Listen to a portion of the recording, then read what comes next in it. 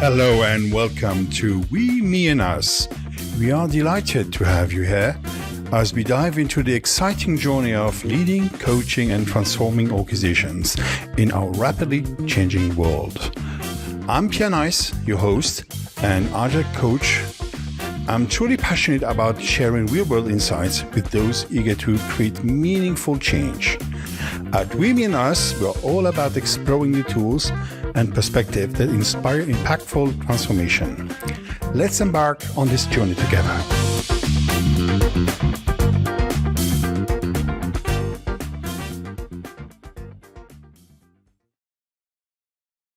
Welcome everybody, every listeners and watchers on this We and Me and Us podcast.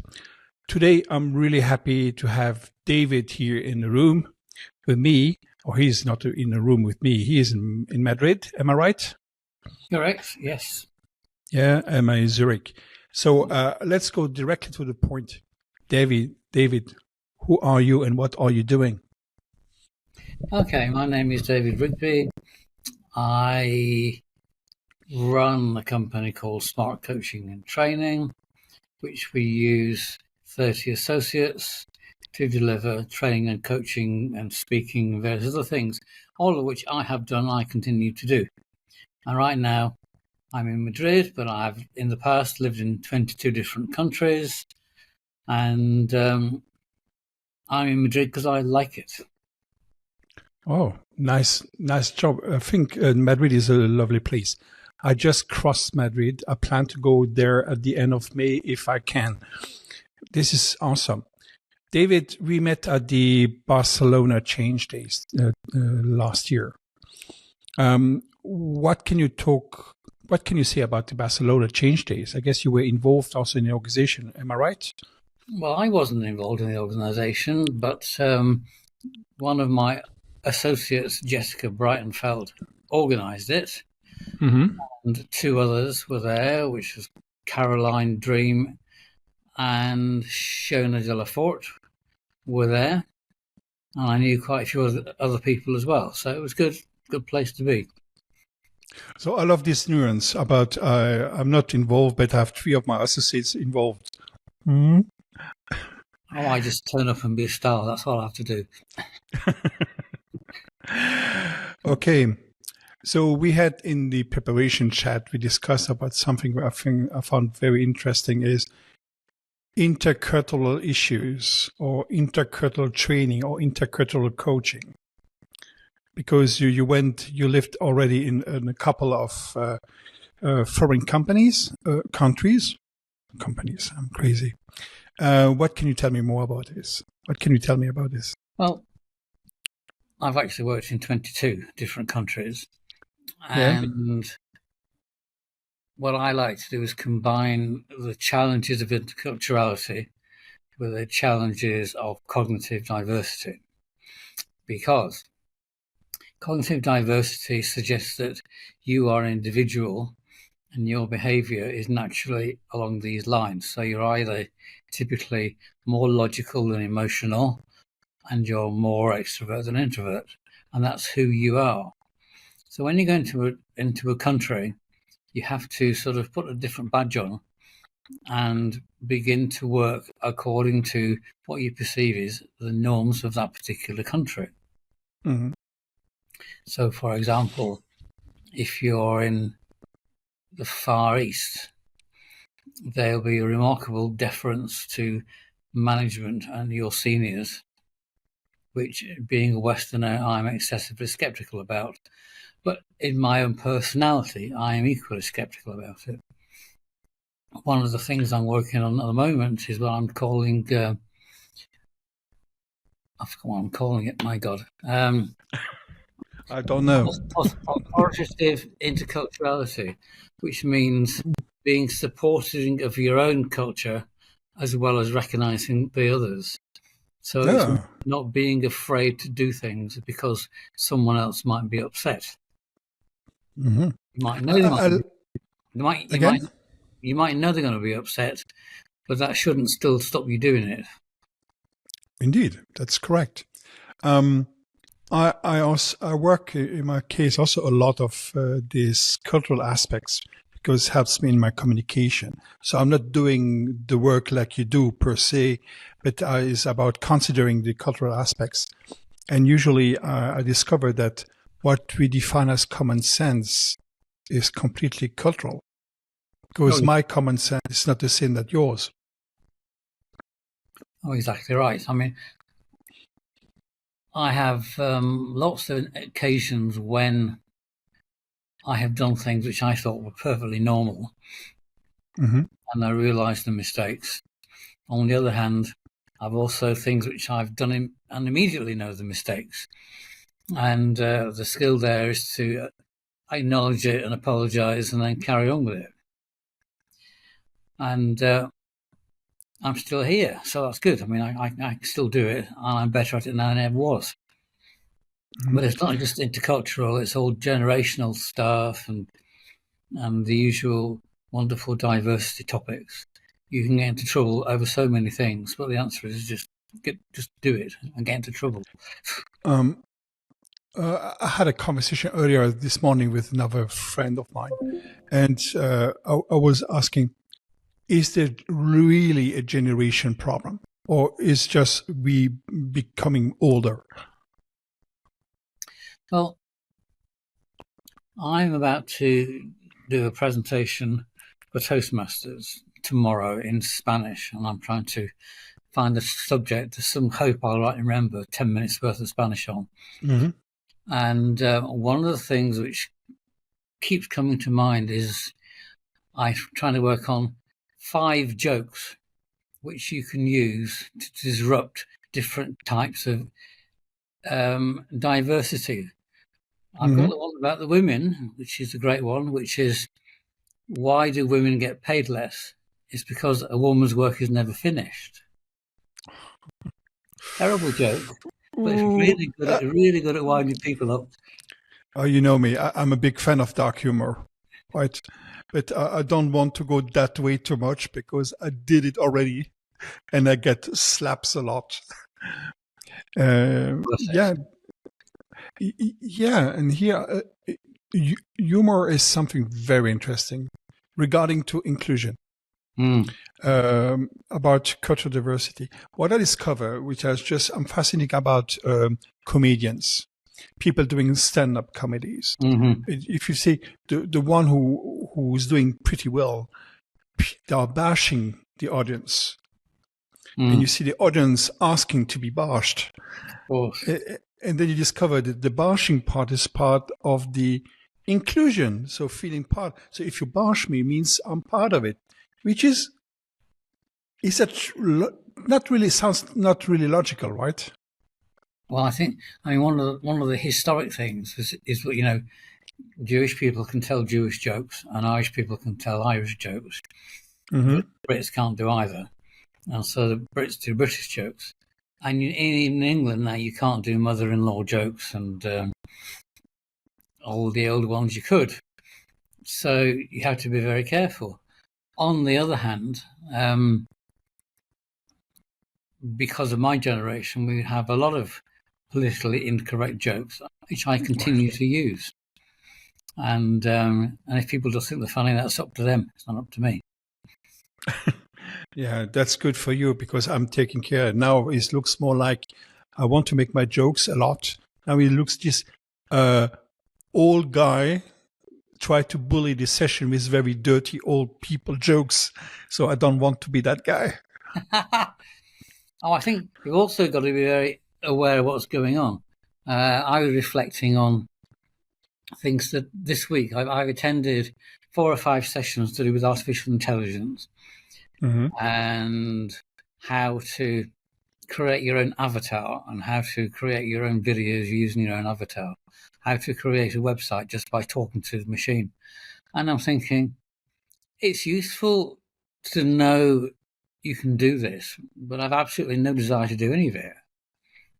Indeed. And I just get annoyed with AI.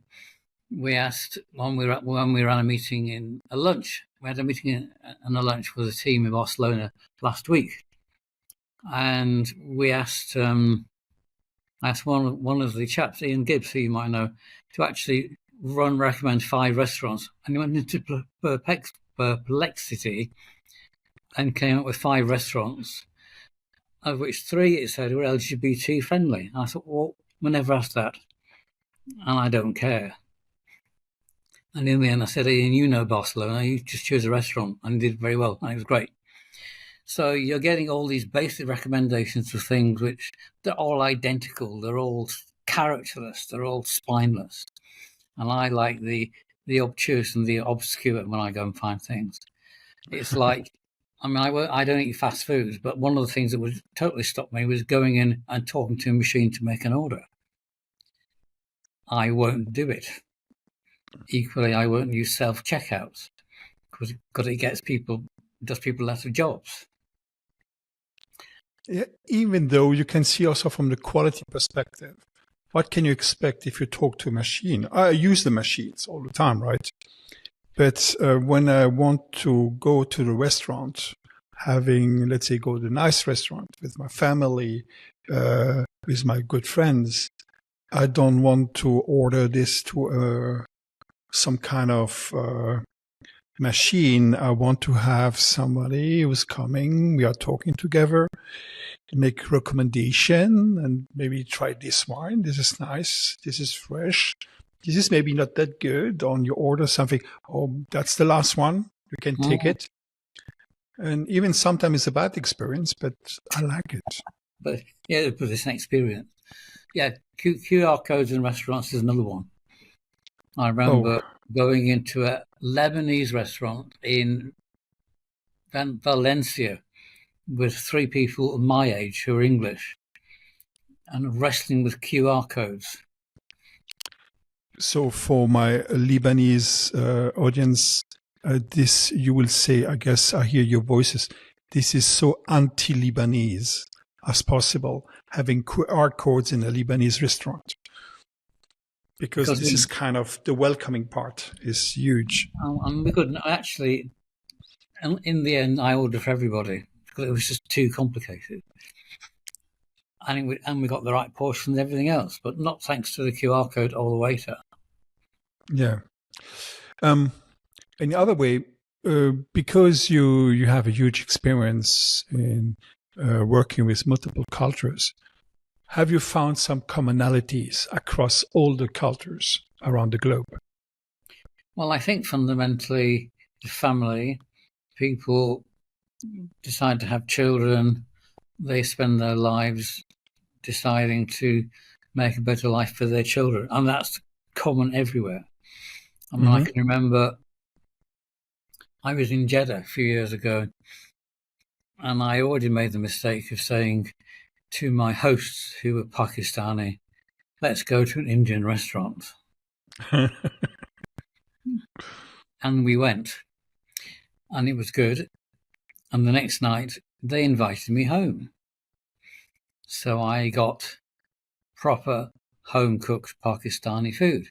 But I also knew enough to know that I would never meet the wife or the cook or the hostess, because that's not that culture.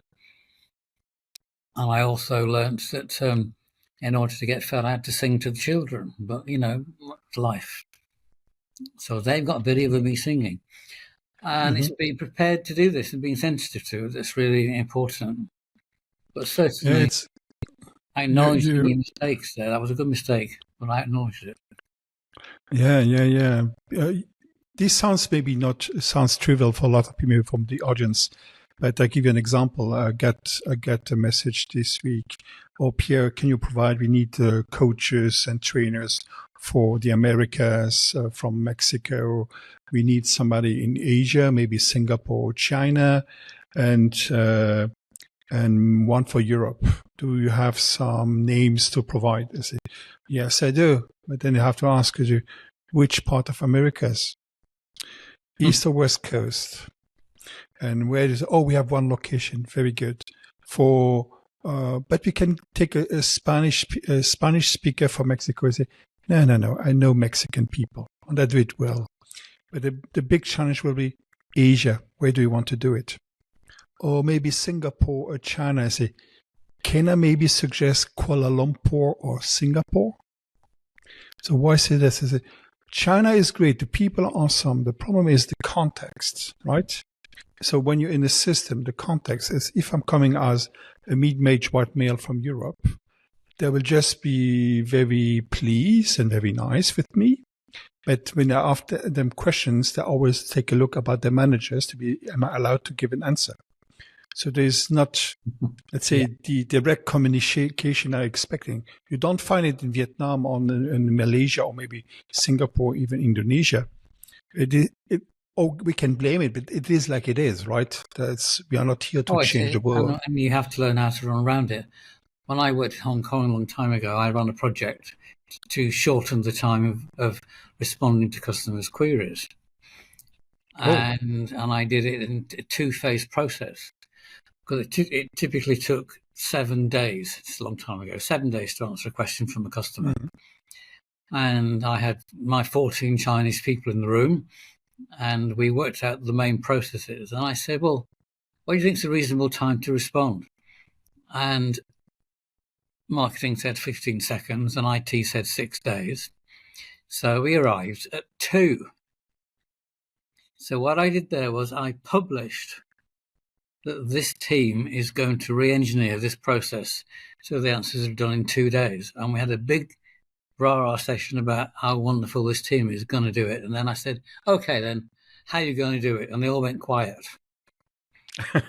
By that point, they had all publicly committed to doing it. And that's when I had them. And all the rest of the negotiations took place in coffee shops. Yeah, well, that's a nice point. Because we tried something like this in Chicago, and people say, let's gather tomorrow at 9 so we can kick off the project. Everyone say yes. And at 9 o'clock in the morning, I was me there and my German colleagues, and nobody else came. And then I say, what the heck is happening here? I say, for us, yes, we're coming means it's a good idea. I say, okay, your English is rhetorical, it's not helping, right? So we have a couple of challenges. So sometimes we are now very quiet. When we're quiet and you post and you can really think about what you're saying. But in the rush, we're all doing bad things, right?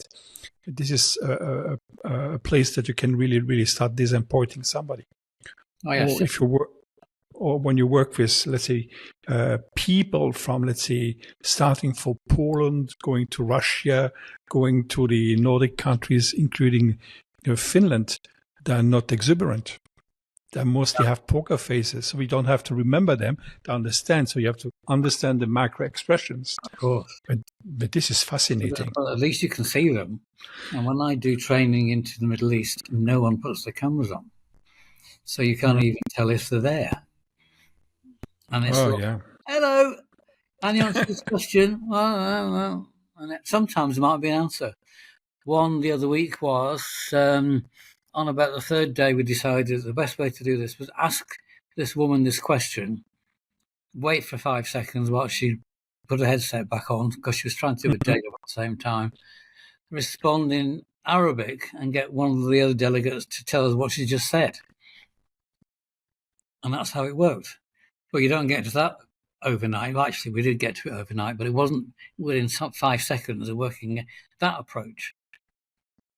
But certainly, Middle East, I've done a lot of training in the Middle East, and typically, as you said, a course would start at 9 o'clock. On a good day, they might actually arrive by 9:30. Culturally, the later you are, the more important you are. Then you've got to have all these different prayer breaks and lunch breaks and tea breaks and stuff. So I always knew that I think the slot from 11:30 till 1 was the only time there was a chance that most people would actually be present. Oh, they hate me in Lebanon when I say 9 is 9. And the train starts at 9. So it was awful. Then I discovered that for having a meeting there means, you plan a meeting, but you attend the meeting only if you get a call 1 hour before the meeting. It means the meeting will happen. So I was absolutely confused. But it's okay. You live with that. No, I mean, I can remember meeting a former client in some posh hotel in Abu Dhabi. And I'm sitting there, and we met loads of times, 7:15 after prayers. And at 7:15, I'm sitting there, nothing. 7:30, nothing. 7:45, he posts a picture of a beach on Facebook. Mm-hmm. So I phoned him up. He said, well, you didn't confirm it. I said, well, we arranged it yesterday, not like last week, yesterday. And when he turned up at 9 o'clock, which is 2 hours later, I was having my gin and tonic, and to hell with it. And that's the first time I'd ever drunk alcohol in front of him in 8 years. And I was just so mad at him. I did. And we still talk. That's right. But this is the small failures. You mentioned one thing is quite interesting, was don't be afraid, don't change yourself, but you should be able to say, pardon me, I'm making a mistake. Yeah. This is a very valuable advice when you're working with people from abroad, because sometimes I know I'm rude. I'm playing with the people.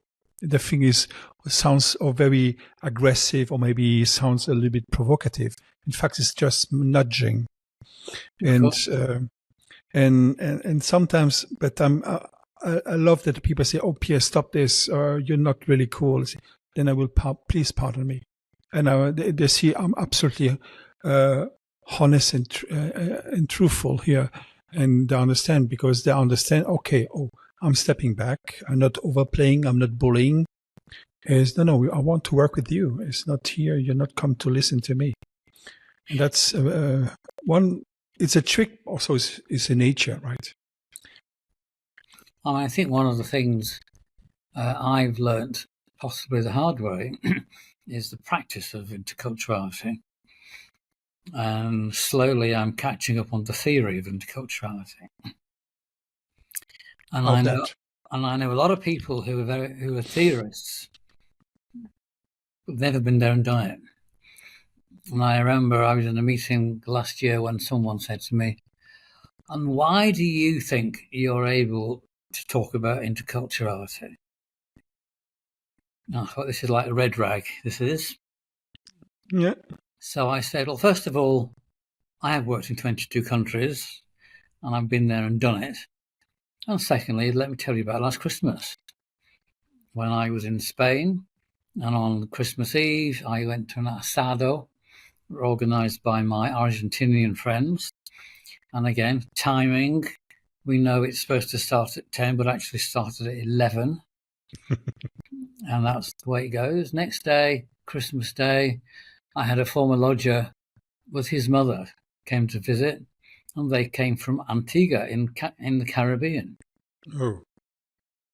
And we went for an English Christmas lunch on the seafront at Benidorm, surrounded by all these Spanish people. So I did a bit of interculturality there.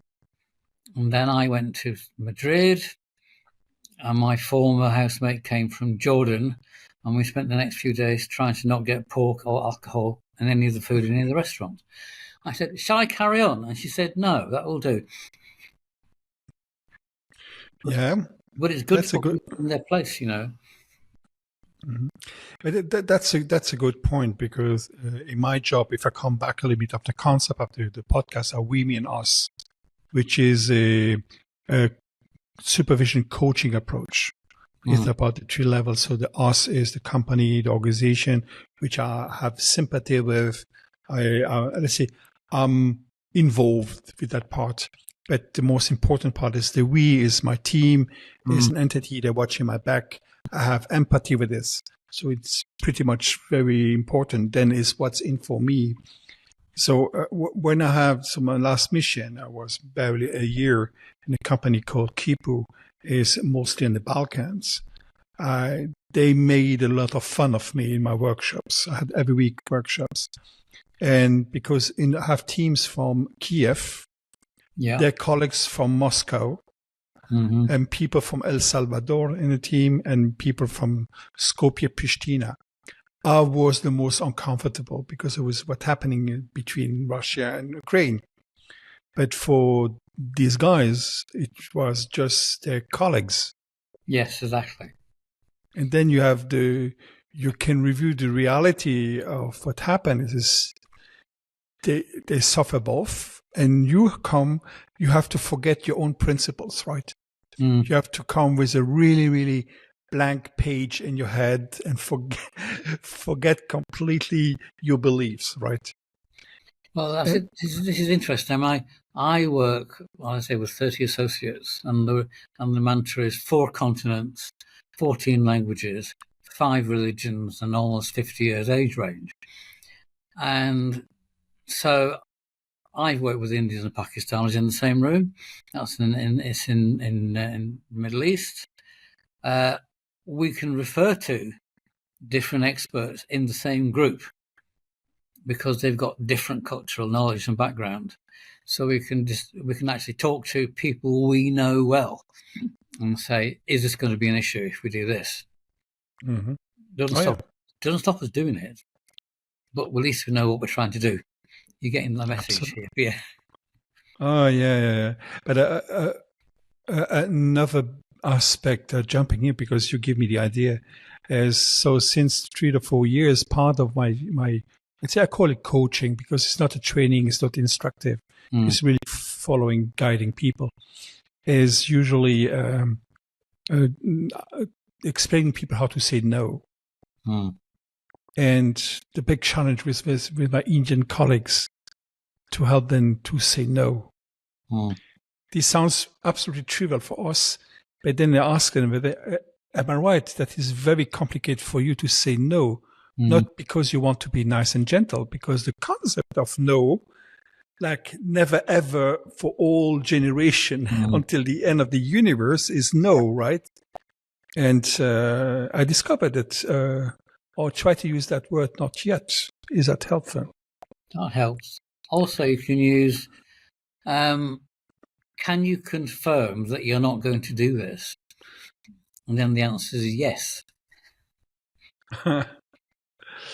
No, and I have to figure out usually quite rude aspects, but you're allowed to be rude and straightforward at like the code of ethics of the organization you're in. People have to be allowed to be straightforward at every level.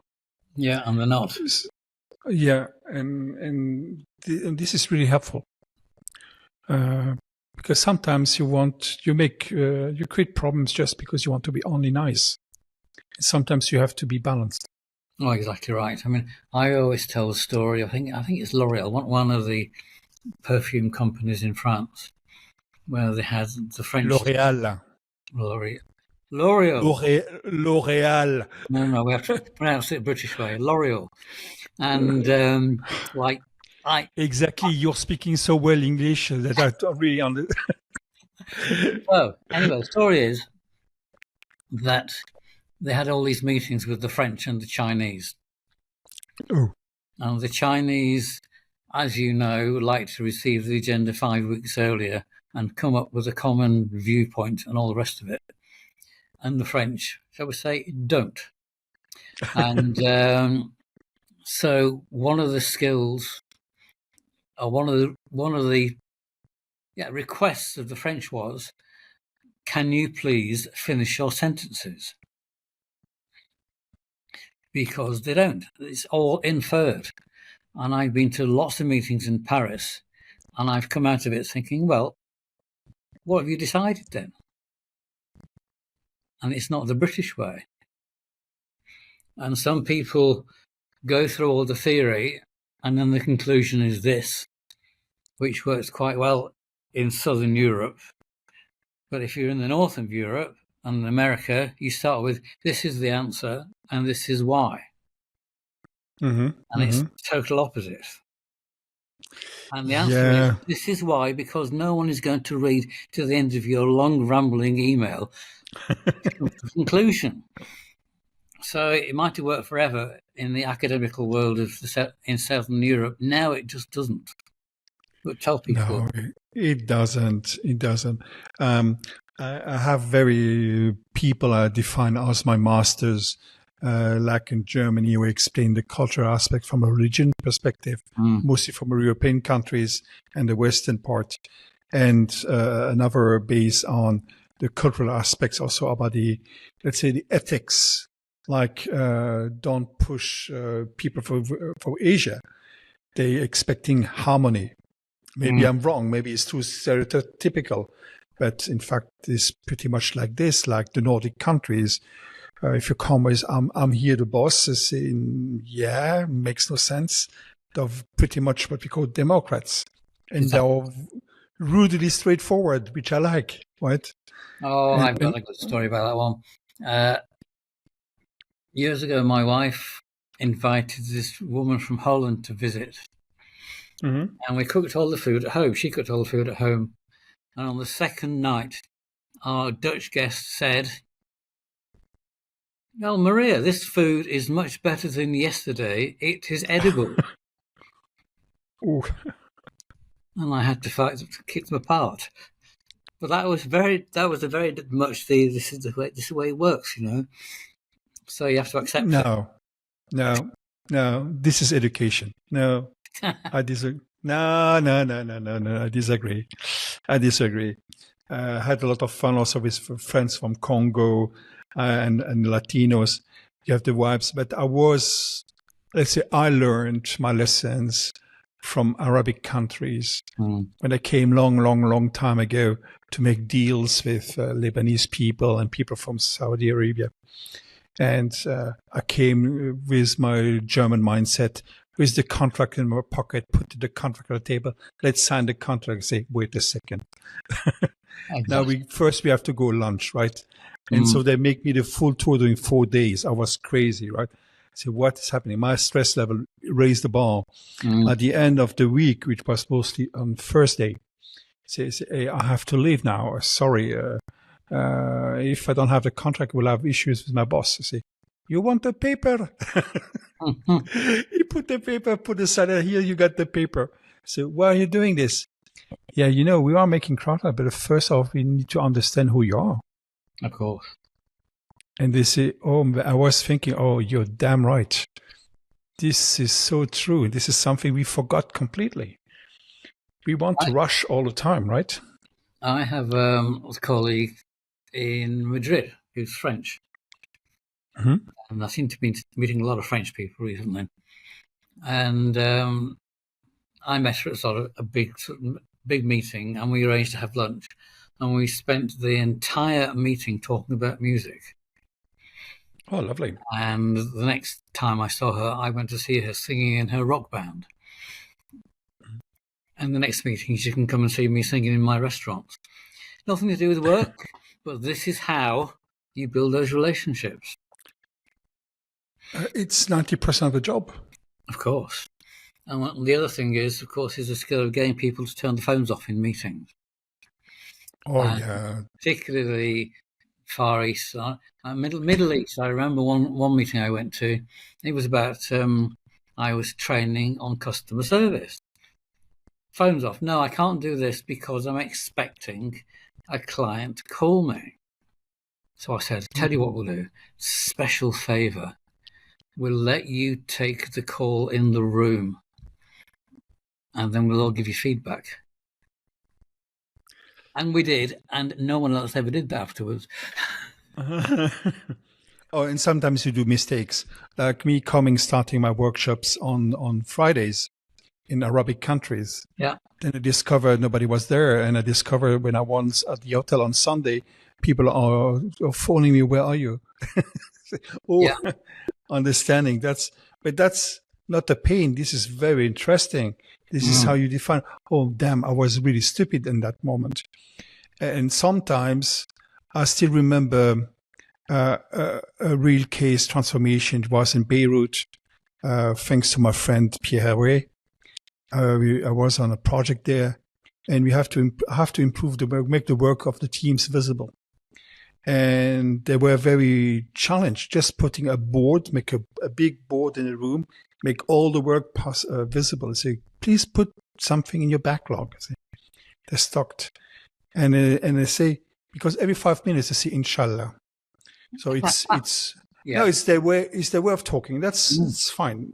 It's not blaming at all. Then I say, okay, guys, I think maybe you understand what I'm thinking, but there's something is blocking you. So I create another column, an entry column. It's called the Inshallah column. So put this column. This is the Inshallah column, and this unlocked another topic. We had a big laughter together. And mostly they laughed also by themselves and say, oh yeah, this is how we're thinking. Yeah, not blaming, not judging. For me, the intention is that it's unlocking the situation. So here comes the point. Culture's bias, culture plays a lot. It's about communication. People work together. It's all about people. And you're working with some groups where the family and the team is much more important than the individual. Indeed. And they will cast out the individual if they're not supporting the team. And then you've got what I would call the North European cultures where everyone's for himself. And it's totally alien. Oh, yeah. David, we are talking now since 35 minutes. I think we have to relieve our audience. I will give you the last words. David, what would you like to do to change the world? I'd like to teach the world to sing in perfect harmony. Always look at the right side of life. Exactly. Yeah, David, it was a pleasure having you here today. Guys, please take in touch. David Rigby, I will put your LinkedIn link to your LinkedIn in the comments so people can reach out with you. And if you want to have more impact, understand way better what you're doing. It was a real pleasure. Thank you so much. Have a lovely day and lovely time. See, this is the joys of doing something totally unrehearsed. And we almost finished on time. Thank you so much for joining us at We Win Us. We are excited to be on this journey with you as we support your growth as a leader and change maker, helping you build resilient and agile organizations. If you enjoyed this episode, we'd be grateful if you could share it or connect with us on social media. And if you or someone you know has valuable insights to share, please reach out. I'd be thrilled to feature them.